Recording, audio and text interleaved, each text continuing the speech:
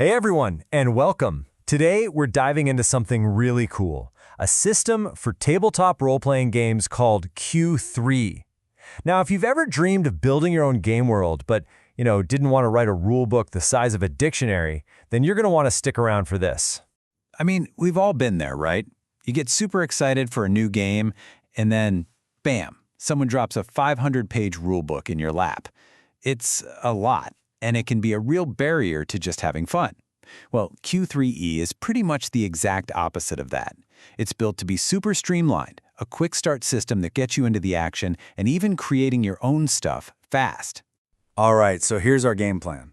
We'll start with the basic idea behind the system, then get into the core dice roll, what makes up your hero, how action and consequences work, all the fun stuff, and finally how you can make it your own game.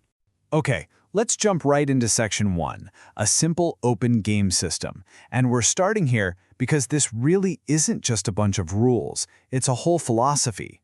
And that's what makes it so cool, especially for anyone who wants to create. So here's the thing. Q3E isn't a complete game in a box. It's what's called a System Reference Document, or SRD. Think of it less like a finished painting and more like a high-quality canvas and a set of paints. It's a game engine. It gives you this really solid, simple foundation, and then it basically says, okay, go nuts. Build whatever awesome thing you can imagine on top of this. All right, so let's get into the mechanics. And what's so wild about this system is how simple it is to do anything. Seriously, whether you're trying to pick a lock, talk your way past a guard, or punch a space alien in the face, it all comes down to one single formula. And that brings us to Section 2, the core dice roll. Just look at that. That's it. That one formula is the heart of the entire game. Every single thing your hero tries to do boils down to this roll. It's such an elegant piece of design, you know? It keeps the game moving super fast, but, and this is the important part, it doesn't feel shallow. So, how does it work? It's actually super intuitive. First, you roll your hero die. That's kind of your overall power level. Then you add an attribute die, which is like your natural talent for that kind of task. After that, you've got a choice. You either add your luck die for a bit of random chance, or if what you're doing is part of your profession, you add your calling. And last, you toss in any bonuses or penalties from your specific skills and flaws. That's the whole shebang. Simple, right? Okay, so we've got the engine, now let's build the car. This brings us to Section 3, your hero's DNA. And honestly, this is where the system's focus on simple, character-first storytelling, it really shines through. This is the fun part.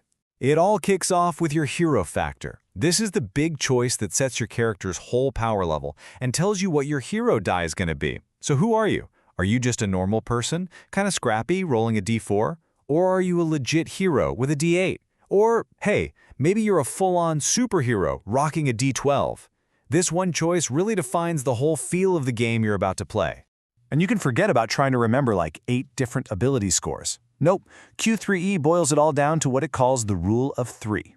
You've got body, which is all your physical stuff. You've got brain for how smart you are. And you've got nerve, which is your social skill and how you handle pressure. That's it. It's everything you actually need and nothing you don't. This right here perfectly shows the game's focus on character over just numbers. Every hero has this awesome push and pull. You get a gimmick, which is some cool signature trait, like ain't got time to bleed. But you have to balance that with a weakness, a flaw that's going to cause problems, like getting too old for this stuff. It's a fantastic system for building characters that feel real and have built-in drama. And the system is just full of these little details that add so much flavor. One of my absolute favorites is the tagline. It's literally just one quote that sums up your entire character. The example here is perfect, right? It tells everyone at the table exactly who this person is and what they're about right from the start. It's such a clever role-playing shortcut. All right, so you've got your hero. Now, let's get him into some trouble. Section 4 is all about action and consequences. And you won't be surprised to hear that it's just as simple and streamlined as everything else we've seen. So, combat is basically just an opposed roll. Your attack roll versus their defense roll. Super simple. If you succeed, you deal damage, and the amount of damage is just based on what you're using. It scales really intuitively, right? A punch is a D4, A standard weapon like a sword is a D8, and yeah, a big ol' explosion is a D20. And armor? Oh, it's even simpler. There are no complicated charts or calculations. You just look at your armor's rating and subtract that number directly from any damage you take. So a flak jacket with an armor rating of 2 just soaks 2 points of damage. That's it. So easy. Okay, now this is a mechanic that I think is absolutely brilliant. In a lot of games, when you hit 0 hit points, you just fall over. You're done. But not here. Here, you can choose to take a wound. It lets you stay in the fight to keep being a hero, but there's a cost. You have to temporarily lower one of your attribute dice. It creates these amazing cinematic moments and stops the action from just fizzling out. So, we've covered the core rules, but there's more to it than that. Q3E has some really cool systems that aren't just about numbers, they're about encouraging creativity and making the game more fun for everyone. Which brings us to Section 5, Flavor, Fortune, and Fun. Okay, you have to admit, that's maybe the best name for a game mechanic ever. So, what are yum-yums? Well, they're basically a meta currency. The Game Master gives them to you, sometimes they're poker chips, sometimes they're literally candy, whenever you do something awesome. So you get these yum-yums for great role-playing, for coming up with a hilarious line or a brilliant idea, and then you can spend them to bend the rules a little. Need to re-roll a really bad die roll? Spend a yum-yum. Want to add a tiny +1 bonus? Spend a yum-yum. You can even heal yourself, or, and this is my favorite, you can spend one to tweak the story just a little bit in your favor. It's a perfect system for rewarding the stuff that makes the game fun. Here's another one of those genius shortcuts for character building. WWPHITM.